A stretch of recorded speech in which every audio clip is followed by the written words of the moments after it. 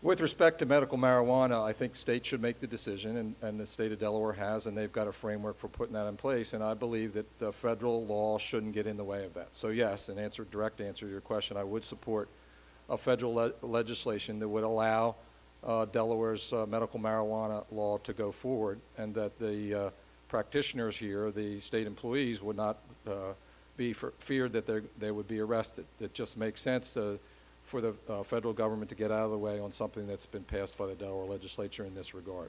The concern, of course, the federal concern, is with respect to drug trafficking and that kind of thing. But if the local, state legislatures pass legislation and they address all those issues, and the federal government ought to look at the way that the framework that they put together for the distribution of medical marijuana, then the federal government ought not get in the way. Congressman Carney, that we should definitely allow states to legalize marijuana for medicinal purposes. I also believe that we should legalize it for recreational use as well. The federal government should not prosecute people for using marijuana recreationally.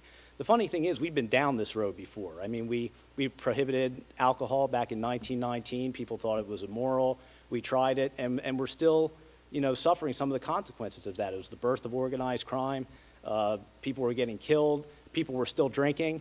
And then back in 1933, when the Roosevelt administration was in a tough economic state, they said, hey, wait a minute. How about we legalize this? We put people to work, making it, and we tax it to raise revenue. And you know what's happening today? People aren't shooting each other on the streets of Wilmington over cases of scotch, but they are shooting each other over bags of marijuana, and that needs to change. Drug addicts are sick. They need help. They don't need incarceration. It's a disease problem. It's not a criminal problem. Now, when you decriminalize drugs, you make it easy access to get to them.